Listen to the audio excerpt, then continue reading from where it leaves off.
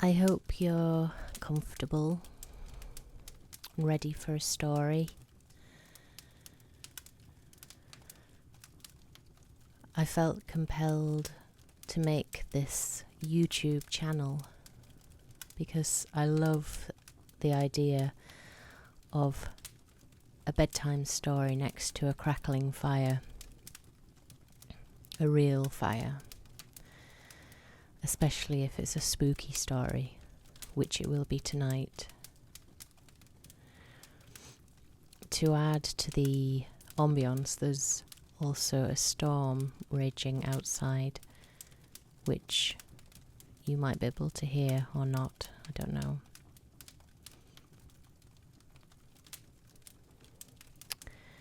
So I wanted to read a story from this book.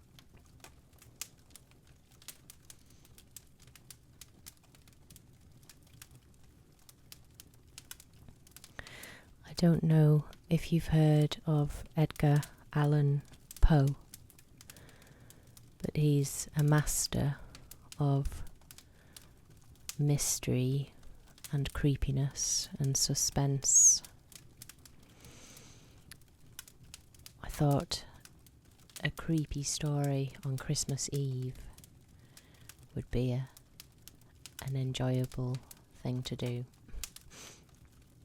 So I'll read a short story tonight. The Fall of the House of Usher is not a short story, so the title of the book is a story I'll read on a different occasion. Some nice illustrations.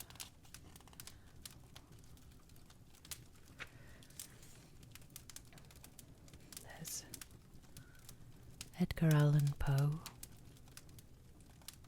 I think he was a troubled man. Tonight I'm going to read The Telltale Heart. It's a story that I know quite well, but I probably should give a bit of a warning about the book. This story is fairly gruesome. Maybe not brilliantly well suited to ASMR, but people who like Edgar Allan Poe and like spooky stories next to the fire hopefully will still enjoy it. So be warned.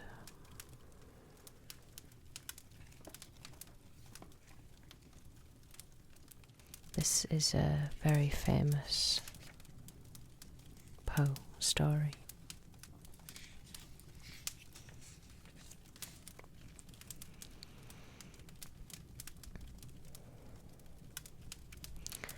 On page 426.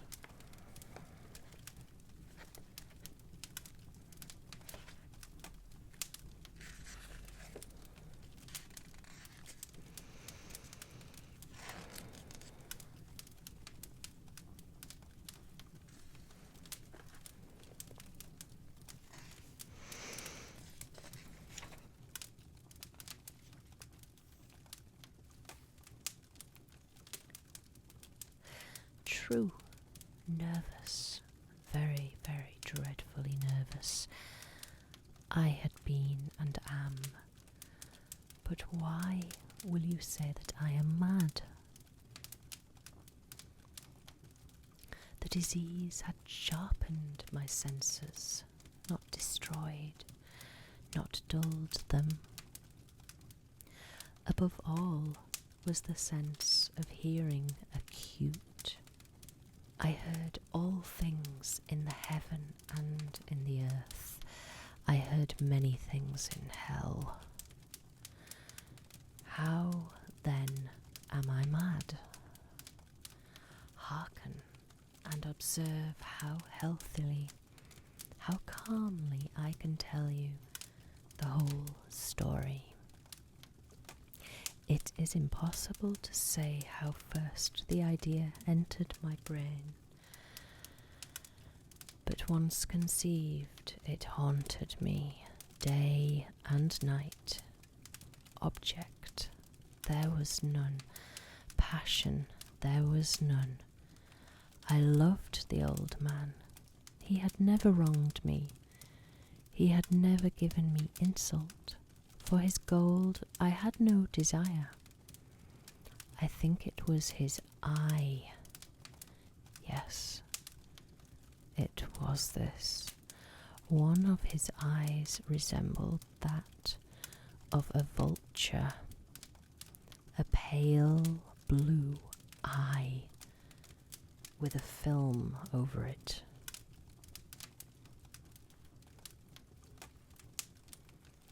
Whenever it fell upon me, my blood ran cold, and so by degrees, very gradually, I made up my mind to take the life of the old man, and thus rid myself of the eye forever.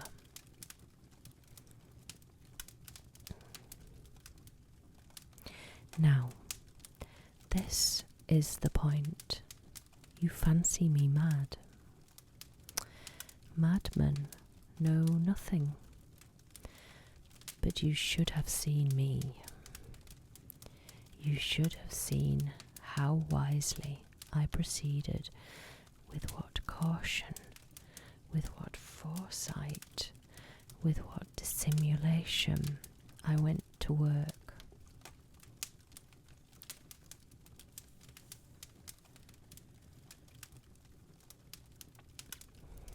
I was never kinder to the old man than during the whole week before I killed him. And every night, about midnight, I turned the latch of his door and opened it, oh so gently, and then, when I had made an opening sufficient for my head, I put in a dark lantern, all closed, so that no light shone out, and then I thrust in my head. Oh, you would have laughed to see how cunningly I thrust it in. I moved it slowly, very slowly, so that I might not disturb the old man's sleep. It took me an hour to place my whole head within the opening, so far that I could see him as he lay upon his bed.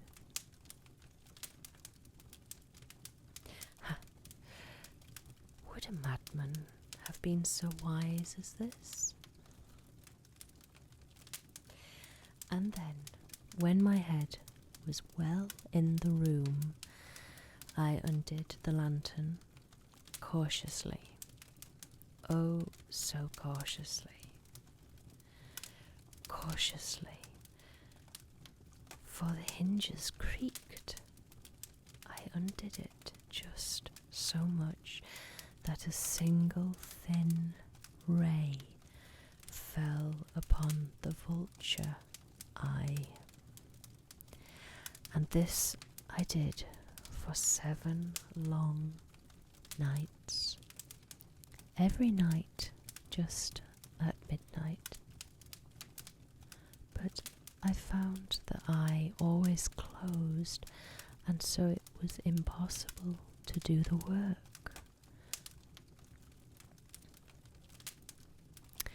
For it was not the old man who vexed me, but his evil eye. And every morning when the day broke, I went boldly into the chamber and spoke courageously to him, calling him by name in a hearty tone and inquiring how he had passed the night.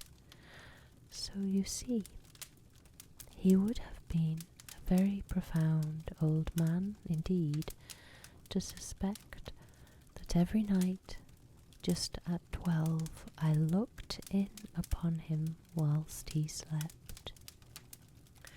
Upon the 8th night, I was more than usually cautious in opening the door. A watcher's minute hand moves more quickly than did mine. Never before that night had I felt the extent of my own powers, of my sagacity. I could scarcely contain my feelings of triumph. To think that there I was, opening the door little by little, and he not even to dream of my secret deeds or thoughts. I fairly chuckled at the idea, and perhaps he heard me, for he moved in the bed suddenly as if startled. Now, you may think that I drew back, but no. His room was as black as pitch with the thick darkness, for the shutters were close fastened through fear of robbers, and so I knew that he could not see the opening of the door.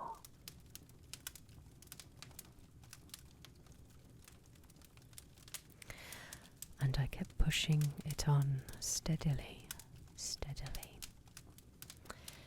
I had my head in and was about to open the lantern when my thumb slipped upon the tin fastening, and the old man sprang up in the bed, crying out, "Who's there?" I kept quite still and said nothing. For a whole hour I did not move a muscle, and in the meantime I did not hear him lie down. He was still sitting up in the bed, listening, just as I have done, night after night, hearkening to the death watchers in the wall. Presently I heard a groan, and I knew it was the groan of mortal terror. It was not a groan of pain or of grief. Oh no, it was the low, stifled sound that arises from the bottom of the soul when overcharged with awe. I knew the sound well. Many a night, just at midnight, when all the world slept, it had welled up from my own bosom, deepening, with its dreadful echo.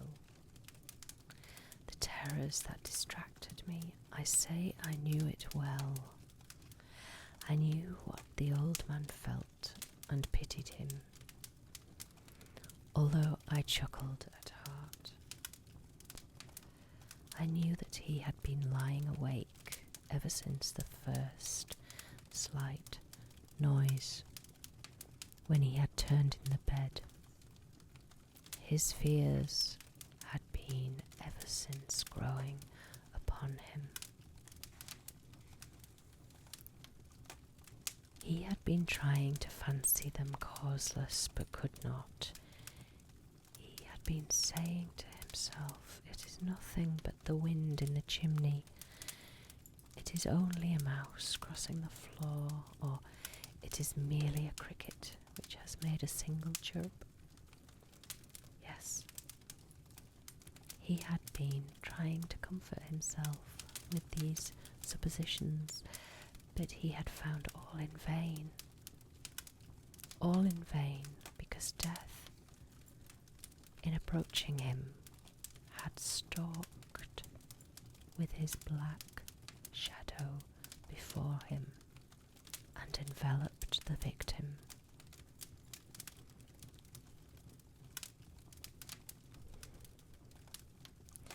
And it was the mournful influence of the unperceived shadow that caused him to feel, although he neither saw nor heard, to feel the presence of my head within the room. When I had waited a long time, very patiently, without hearing him lie down, I resolved to open a very little crevice in the lantern. So I opened it.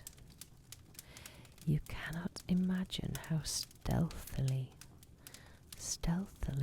until at length a single dim ray, like the thread of the spider, shot from out the crevice and fell upon the vulture eye.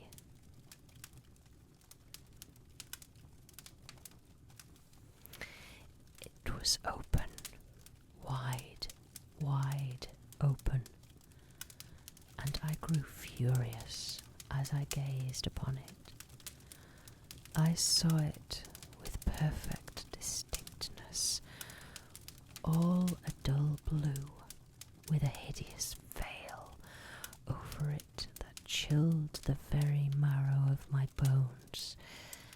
But I could see nothing else of the old man's face or person, for I had directed the ray as if by instinct precisely upon the damned spot. And now, have I not told you that what you mistake for madness is but over acuteness of the senses? Now, I say, there came to my ears a low, dull, quick sound, such as the watch makes when enveloped in cotton. I knew that sound well, too. It was the beating of the old man's heart. It increased my fury as the beating of a drum stimulates the soldier into courage. But even yet I refrained and kept still. I scarcely breathed. I held the lantern motionless. I tried how steadily I could maintain the ray upon the eye. Meantime, the hellish tattoo of the heart increased. It grew quicker and quicker and louder and louder. Every instant, the old man's terror must have been extreme. It grew louder, I say louder every moment. Do you mark me well? I have told you that I am nervous, so I am. And now, at the dead hour of the night, amid the dreadful silence of that old house, so strange a noise as this excited me to uncontrollable terror. Yet for some minutes longer I refrained and stood still, but the beating grew louder and louder. I thought the heart must burst, and now a new anxiety seized me. The sound would be heard by a neighbour. The old man's hour had come. With a loud yell, I threw open the lantern and leapt into the room. He shrieked once only.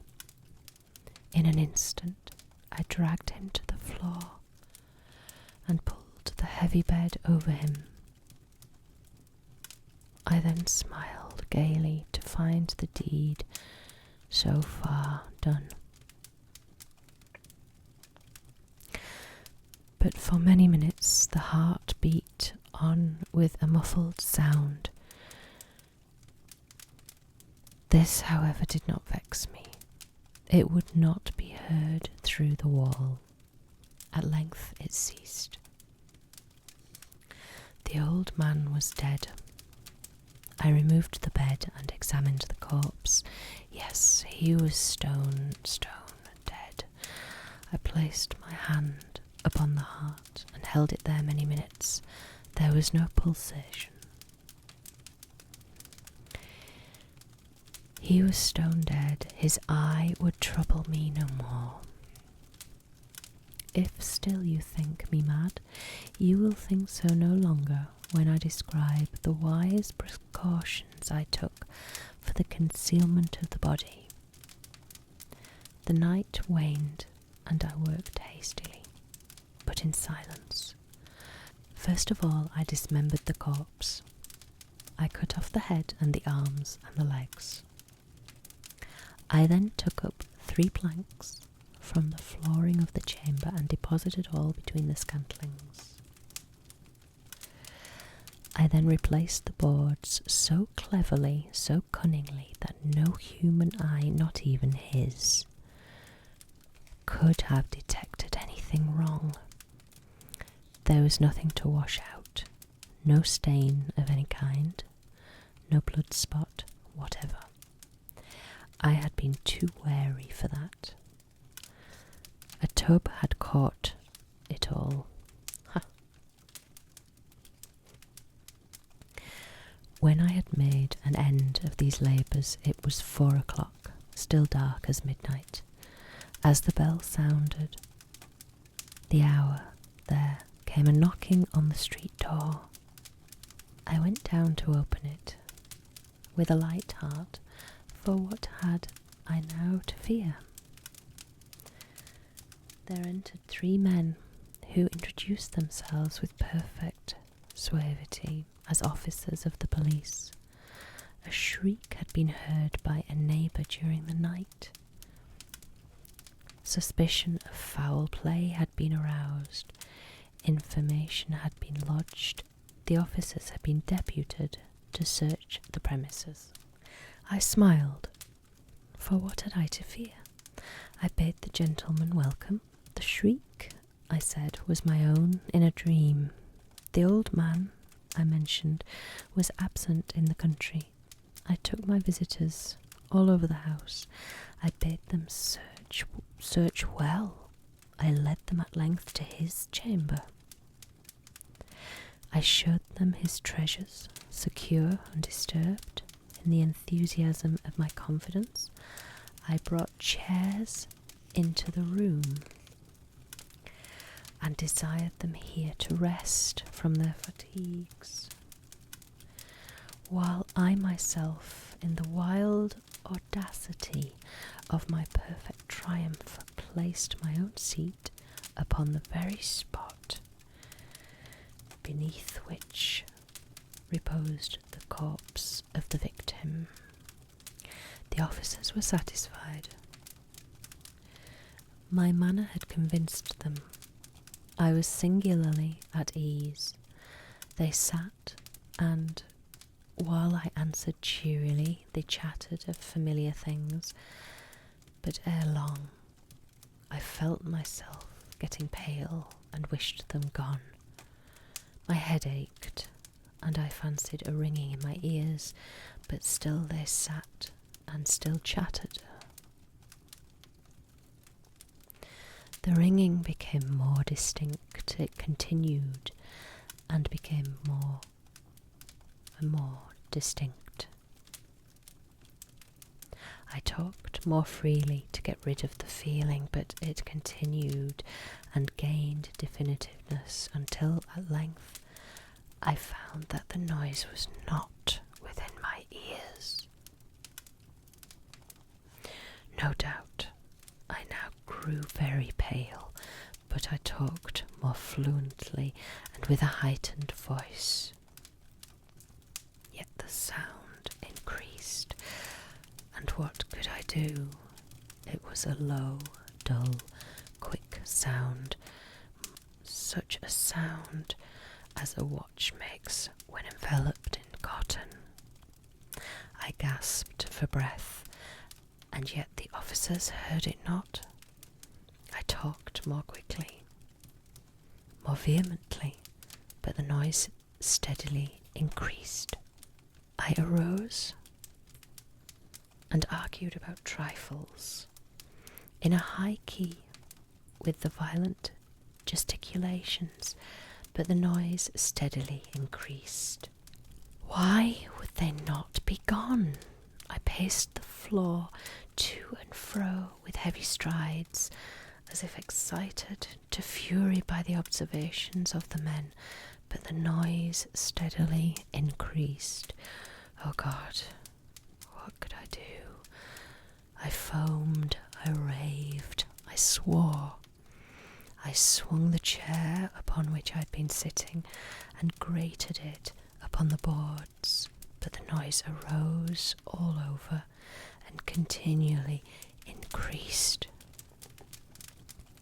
It grew louder, louder, louder, and still the men chattered pleasantly and smiled.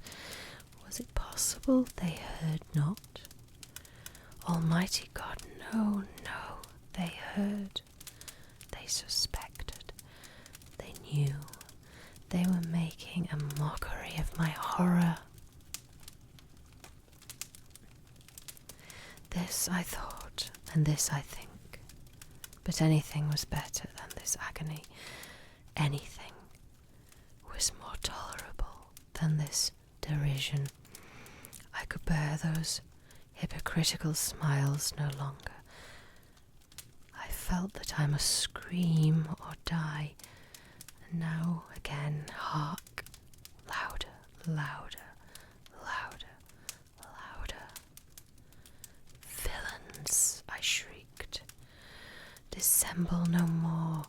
I admit the deed. Tear up the planks. Here, here.